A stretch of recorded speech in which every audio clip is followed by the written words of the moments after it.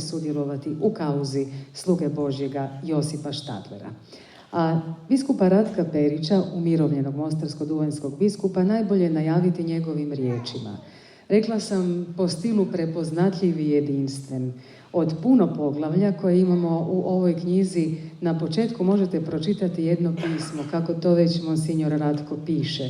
Bilo da se obraća apostolima, bilo ženama u Svetom pismu, bilo nadbiskupu Štadleru, kaže: presvijetli nadbiskupe Josipe. I sad nabraja s kojim se sve nevoljama trebao suočavati i kaže otac biskup: ljubav te poticala da se neke stvari i osobe dovedu u pravi red. Osobe sve odoše, brojni problemi ostadoše. Kao kamen kušnje, dok se Bogu ne svidi sve riješiti na svoj način. O tebi i o tvome dijelu već je izrađeno nekoliko magistarskih i doktorskih teza, izravno ili neizravno. A o tebi i protiv tebe napisano je i još se uvijek piše, valjda više nego i o jednom drugom katoliku na području BiH u njezinoj povijesti. Možda je kroz tu vatru i došlo da te se smatra velikim biskupom, odnosno da se ne zna ima li ga većeg na ovim prostorima. Pokušavalo se nekoliko puta pomaknuti te iz Sarajeva. Uvijek si bio nekomu trn u oku, osobito tadašnjoj političkoj nomenklaturi itd.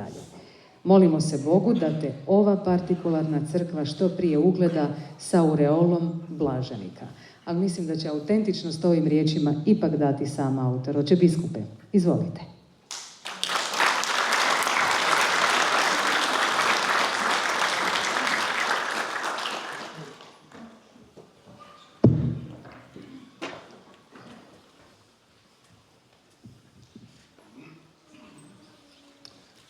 Naslov ovoga izlaganja jest Štadlerova čežnja za redovničkim zvanjem.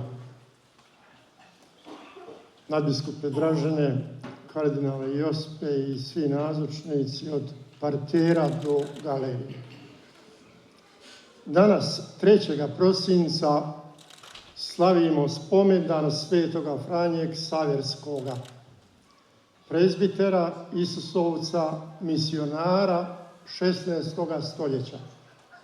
Ne samo najvećega u 16. stoljeću, nego možda i izvan toga. Pokrstio je oko 30.000 nekrštenih, kojih potomci danas drže vatru vjere u Indiji, Indoneziji i Japanu.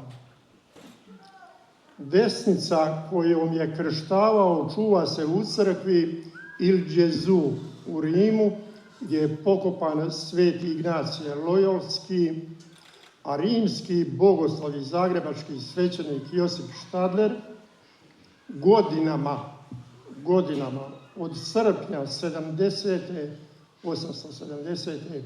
do rujna 74. napismeno izražavaše želju biti Isusovac. Upravo to uzimamo za večernju temu. U knjizi Mudrosti čitamo da mudrost poučava umjerenosti, razboritosti, pravednosti i hrabrosti, od kojih u životu nema ništa korisnije ljudima. To su, znamo, stožerne krijeposti koje treba dokazati u životu jednoga kandidata za oltara. Oslanjamo se na pisanu dokumentaciju iz razdoblja doktora Štadlera, prefekta i profesora ovdje u Zagrebu, odnosno službene objavljene pozicije sluge Božjega Josipa Štadlera, prvoga nadbiskupa Vrbosanskoga na talijanskom jeziku, autora doktora Don Milenka Krešića i naše recenzije toga dijela u ovoj knjizi koja se predstavlja. Neodređena datuma u Rimu. Kao bogoslov u rimskom zavodu Germanicum Hungaricum, novoređenik, zaređen je 6. lipnja 868. Josip je s Isusovcem Francom Ksaverom, evo kao i ovaj Franjo, Franc Huberom, duhovnikom kolegija, razgovarao o nekom redu ne naznačuje se koji je to red, u koji bi on htio ući. Prva zabilješka u redovničkom zvanju prije srpnja 870. Godinu dana nakon povratka u Zagreb, ponovno mu kao svećeniku dolazi misao, posebno u teškim trenucima stanja u školskim ustanovama, da stupi u neki red. Namjeru iznosi svećeniku koji je u bogosloviji vršio službu ispovjednika, a glavni je duhovnik bio velečasni Alojzije Leitner. Taj ga je svećenik, ispovjednik, vjerojatno i njegov ispovjednik, od toga odvraćao, smatrajući da dobri svećenici trebaju formirati bogoslove. Zašto se Stadler ne obraća nadbiskupu? Zato jer nije bilo nadbiskupa. Stadler se vratio sa studija iz Rima za ispražnjene biskupske katedre u Zagrebu. Nadbiskup Juraj Haulik preminuo je 11. svibnja 69. a novi Josip Mihalović izabran je dogodinu i malo više 7. kolovoza 870. O njemu, to jest o Mihaloviću, Stadler Isusovcu Andreasu Steinhuberu, rektoru Germanikuma, iznosi opće mišljenje u Zagrebu. Bog nas je kaznio. Ovako piše. Bog nas je kaznio što ga imamo. Čini se da ne shvaća onu veliku zadaću koju mu je Bog poslao na usta proroka Jeremije. Destroje et reedifica. Ruši i nanovo gradi. Neobičajeno blag, dobričina, a nimalo energičan. To je on tražio od biskupa. Energičnost. Nimalo energičan. Sve su dobronamjerne osobe nezadovoljne. Tako zaključuje velečasni Josip, koji je i ujedno profesor ovdje u Zagrebu. Ipak je Stadler s nadbiskupom Mihalovićem dobro surađivao, kako se vidi iz njegove brze promocije u profesorskoj službi. Ali vratimo se Stadlerovoj želji za redovništvo. Druga zabilješka 27. prosinca 70. Budući da onaj red o kojem je u Rimu razmišljao nije više dolazio u obzir, jer je prema Stadleru daleko od redovničkog života, kakav je on želio živjeti, zaključuje da je njegov izbor družba Isusova.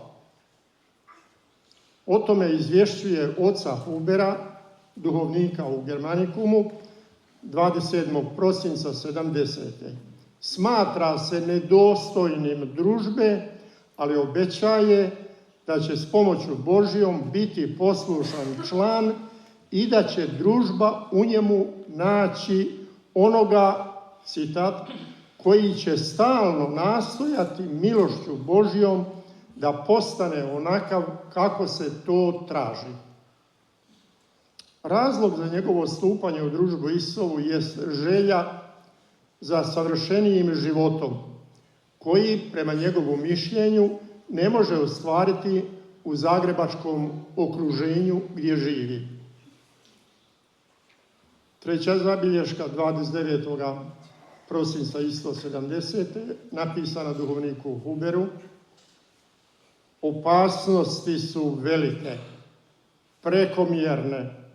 Život je kratak, tako da se ne smije gubiti vrijeme. Vama nije nepoznat moj mladenački životni put. Slušaj ovo. Njega treba poboljšati i s Bogom se izmiriti. I ja usred tako velikih opasnosti, zar da to postignem? Ja želim svomu Otcu Nebeskomu u poniznosti, u sebe odreknuću služiti i nikada se više izvrgnuti opasnosti njega izgubiti. Oca nebeskoga izgubiti. Ovo je ispovjedno duhovni vid njegova života, a nije nam poznato što je posrijedi. Štadler kaže da je izgubio Oca nebeskoga.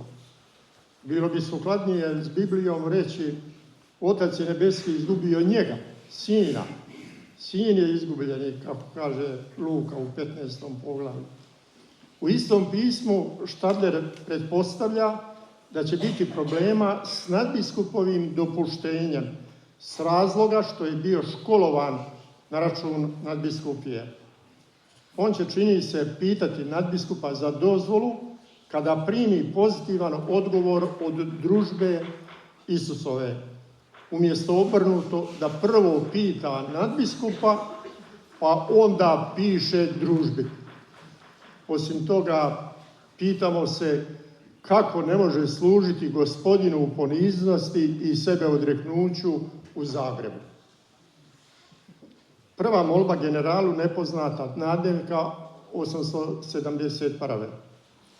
Prvu molbu za stupanje u družbu Isusovu Štadler upućuje isusovačkom generalu Pierre Jeanu Becku, koji je 34 godine bio general, Belgijanac. A to doznajemo tek iz njegova pisma duhovniku Huberu za blagdan svetoga Josipa 71. Da tu njegovu molbu kod oca generala podrži. Piše: klečeći pišem patru generalu pismo koje ovdje njemu prilaže, u kojem ga molim da me primi u družbu. Nije trebalo dugo čekati generalov odgovor. Stigao je svakako prije Uskrsa 71. Negative. Zašto negativan? Ne znamo. Jer pismo nije očuvano. Možemo pretpostaviti razlog kako je bilo stajalište nadbiskupovo. Druga molba ocu generalu 8.4.71.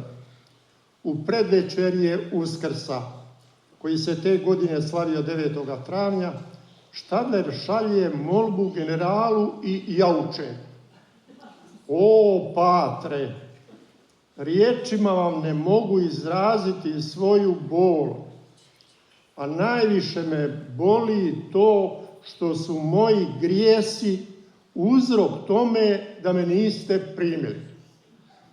Kakvi grijesi?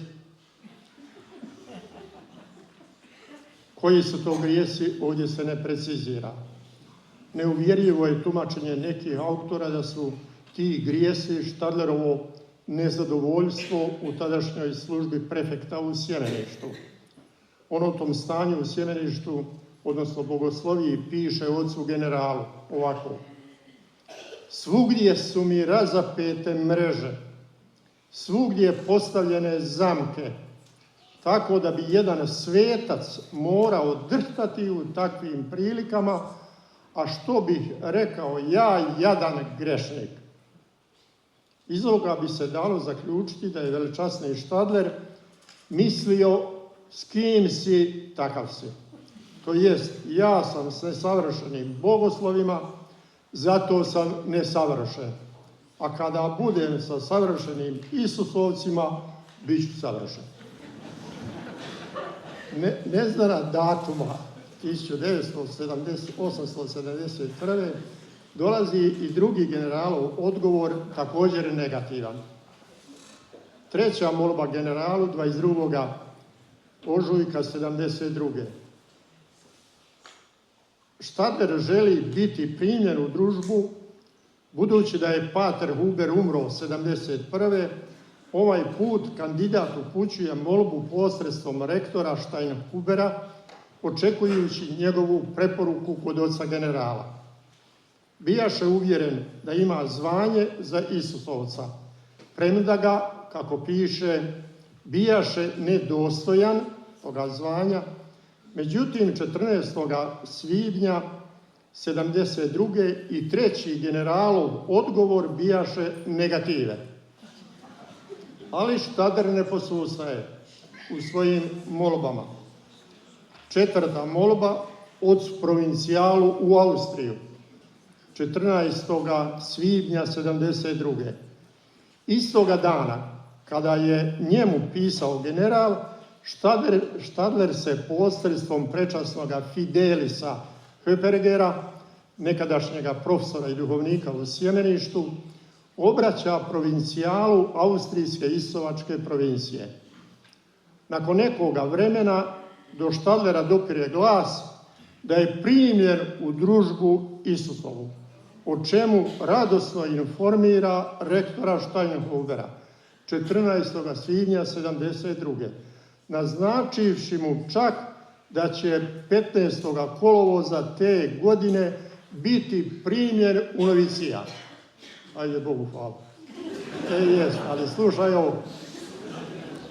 I da vas odmah na početku iznenadim, donosim vam radosnu vijest da sam već pater societas Jesu. Preuranjena radost, neprovjerena vijest ili se nešto u međuvremenu promijenilo. 5. molba. Ovaj put opet na generala. Prije 27. lipnja 72. Štadler se ne umara kucajući 5. put na vrata družbe Isusove, ali i ovaj je pokušaj bezuspješan. Ovaj put razlog neprimanja u družbu vidi u svojoj služiteljskoj nemarnosti o kojoj piše o Steinhuberu 27. lipnja 72. Veli, moja nemarnost u službi Gospodinu bit će zasigurno uzrok što nisam primljen u zajednicu nakon tolikih napravljenih koraka u tom smjeru. Posljednja zabilješka o zvanju za Isusovca 25. rujna 74. Toga datuma, nakon 2 godine pauze, Štadler piše rektoru Steinhuberu i iznosi razlog neprimanja smirenim tonom i punim i pomiren sa stvarnošću. Veli, što se tiče ulaska u družbu Isusovu, to mi je uvijek pred očima. Ali to ne mogu izvesti. Nadbiskup me ne pušta, a otac provincijal me ne bi primio bez njegova dopuštenja. Često sam ga molio, provincijala, da me primi i protiv njegove nadbiskupove volje, a on na to nije nikako htio pristati. Također me je velečasni pater general umirio i pisao da mogu ostati sasvim miran kako jesam, jer sam sve poduzeo kako bi stupio u družbu, ali bez uspjeha. Nekoliko primjedaba na Štadlerovo mladenačko postupanje iz gledišta stožernih ljeposti. Prvo, Štadler u pismu 29. prosinca 70.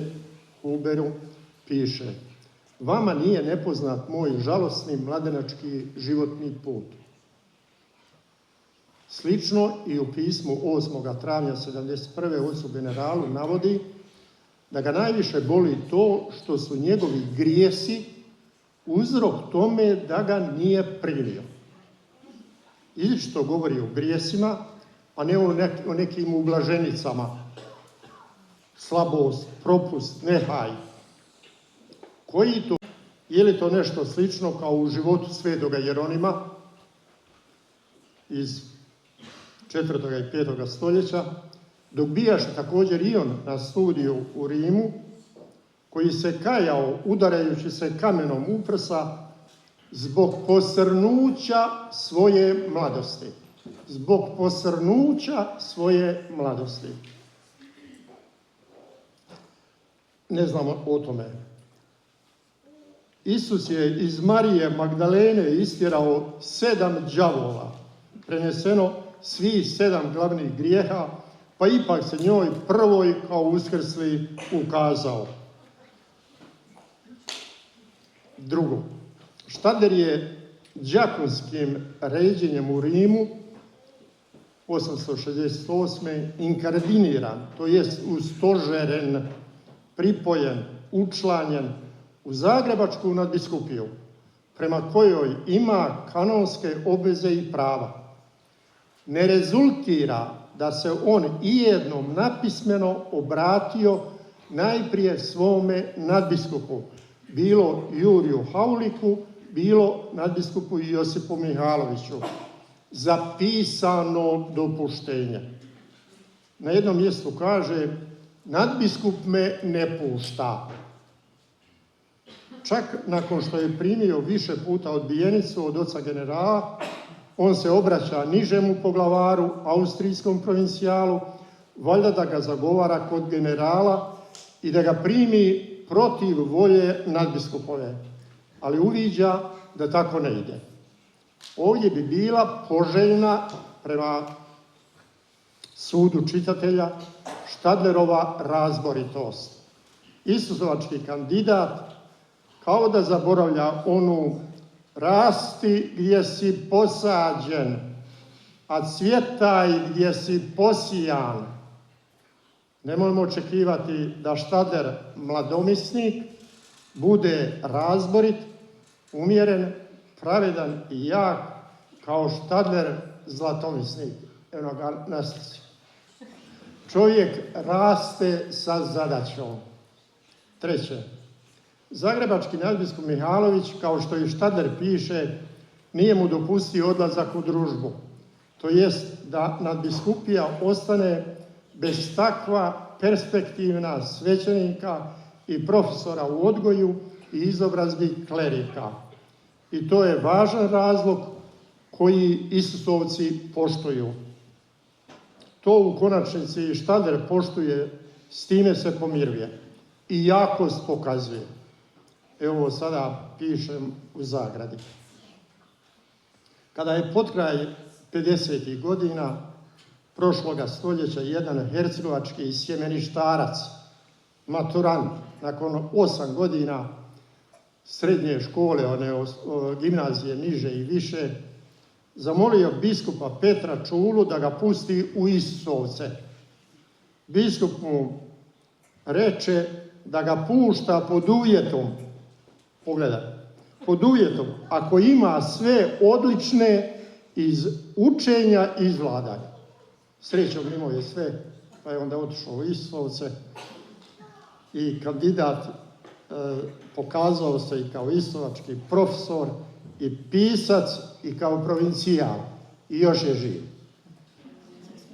Četvrto, Štadler odgojen od Isusovaca i sam razapet u neostvarenoj mladenačkoj čežnji da postane Isusovac kao vrh bosanski nadbiskup, povjerava Isusovcima formaciju sjemeništaraca u Travniku i bogoslova u Sarajevu.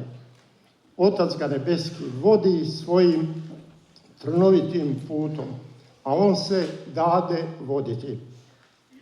Srdačna hvala nadbiskupu Kutleši na uvodnoj riječi, svemu kleru i puku nazočnomu, glavnom uredniku postolatoru dom Pavi Jurišiću, recenzentici i predstavljačici profesorici Agnezi Sabo. Ja mislim da je ona jedina koja je 2 puta pročitala knjigu. Prvi put za recenziju, a sada za...